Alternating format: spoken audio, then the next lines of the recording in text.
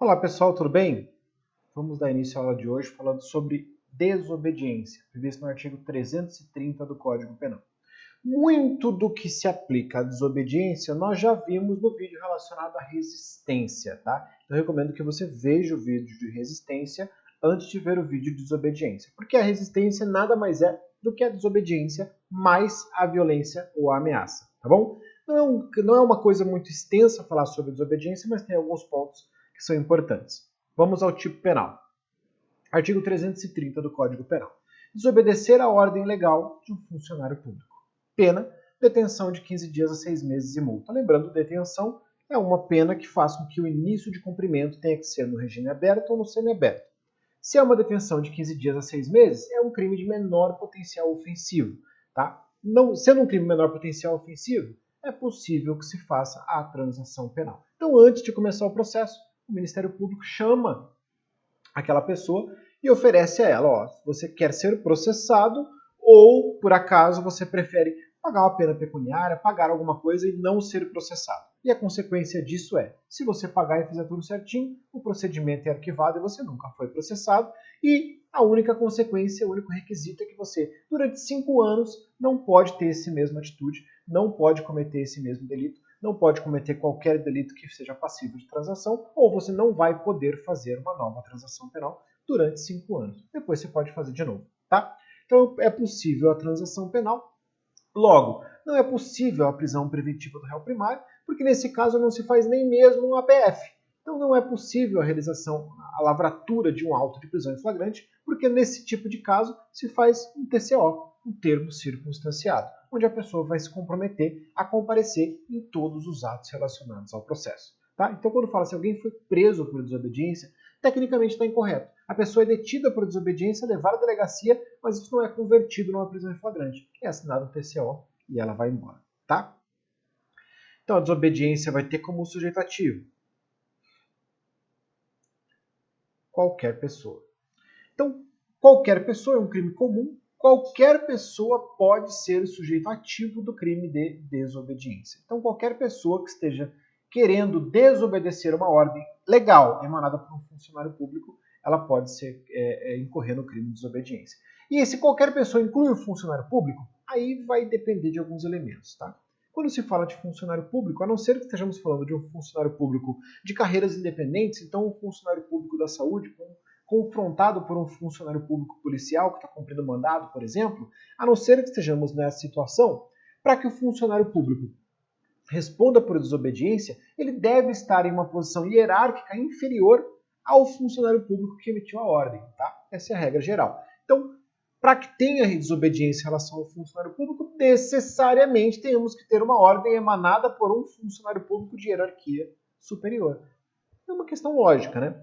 O subordinado tem a obrigação de atender a ordem do seu superior. Caso não atenda, ele pode até incorrer em desobediência. Não é uma coisa muito comum, até porque é um delito de menor potencial ofensivo. O sujeito passivo desse crime é um sujeito passivo próprio, é um crime praticado por particular contra funcionário público. Então, o sujeito passivo é o funcionário público. Primeiro, a administração pública, sujeito passivo primário, a administração pública de modo geral, já que você, ao descumprir uma ordem legal de funcionário público, está desafiando a administração pública em si. E um sujeito passivo secundário é o próprio funcionário público que teve a sua ordem desobedecida. Tá bom? Na conduta, nós temos alguns elementos importantes. Primeiro, nós falamos de desobedecer uma ordem emanada por um funcionário público. Então, essa ordem tem que ser uma ordem que foi dada por escrito, com palavras ou gestos, mas ela tem que ser uma ordem. Tem que ser uma ordem. Ela tem que ser uma ordem, ela tem que ser dada diretamente ao destinatário. E se não for uma ordem, se tratar de uma solicitação? Se o funcionário público, ao invés de mandar alguém fazer alguma coisa que é legalmente previsto, pede para que ele faça, e a pessoa resolve não fazer, será que nós temos o crime de desobediência? A regra é não, não temos o crime de desobediência. Essa decisão foi dada pelo STF num procedimento contra salvo engano, um deputado. Por quê? Porque o delegado mandou para esse deputado, por diversas vezes, uma solicitação para que ele disponibilizasse uma data para que ele fosse ouvido na delegacia. Então foram 1, 2, 3, 4, 5, 10, não sei quantas vezes foram, mas em diversas oportunidades o delegado falou, olha, eu solicito que Vossa Excelência me dê uma data para que eu possa ouvi-lo na delegacia ou eu possa ir até aí para ouvi-lo.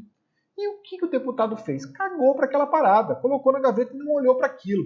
Inclusive essa ordem não tinha nem mesmo aquele detalhezinho que você vê em todas as ordens emanadas por delegados de polícia hoje em dia, que é o descumprimento sujeita a pessoa ao crime de desobediência. Nem isso tinha. Tampouco era uma ordem, era uma solicitação. Então, solicitação não gera desobediência simplesmente porque o crime de desobediência é quando você desobedece uma ordem emanada por um funcionário público. E essa ordem tem que ser emanada por um funcionário público e tem que ser legal. Tem que ser uma ordem legal, material e formalmente legal.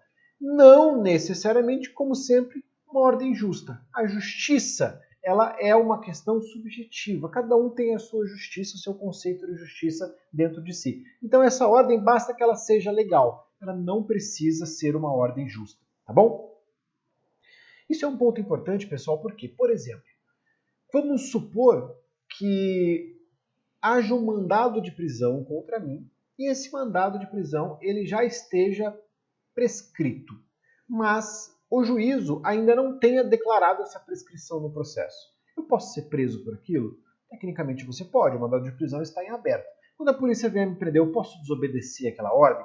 Tecnicamente não, porque você pode responder por desobediência. É claro que, quando a gente fala de um crime praticado por um particular contra a administração pública, e nós temos a administração pública também como atingido, como sujeito passivo desse crime, nós temos que enxergar isso com uma certa lógica. Então, no exemplo que eu te dei, se a pessoa fala, não, mas está prescrito isso, já faz 20 anos, 30 anos, sei lá, 40 anos, você vai me prender por uma coisa que é um erro no sistema, isso tem que ser levado com razoabilidade. Então não significa que ao não cumprir aquela ordem, aquela pessoa seja detida imediatamente por desobediência. O que eu digo a vocês é que, sendo uma ordem legal, material e formalmente, ela pode responder por desobediência. Não que não tenham estratégias defensivas vinculadas a essa situação, tá?